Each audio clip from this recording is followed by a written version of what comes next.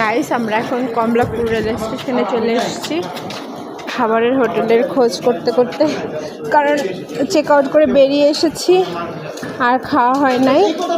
তো ভাবলাম রেল স্টেশনের হোটেল কেমন কখনো দেখিনি, ওখানকার খাবার কেমন দেখিনি, আজকে ট্রাই করা যাক, দেখা যাক কেমন। খেয়ে বলছি গাইস কেমন। একটা পেটির পিস পেয়েছি, আনফর্চুনেটলি আমি ফুলকপি পাইনি।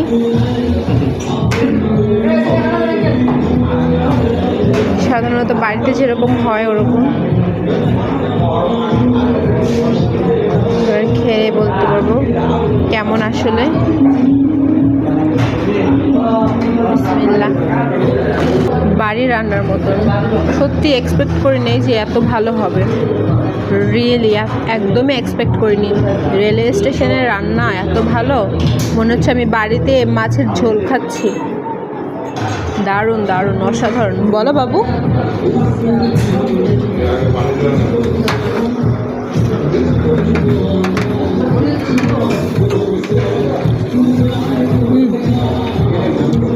সত্যি অসাধারণ।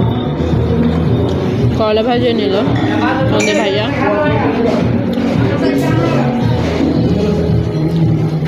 আর আমার মোহাম্মদ আলী তো খাওয়া দাওয়া ছেড়ে দিয়েছে,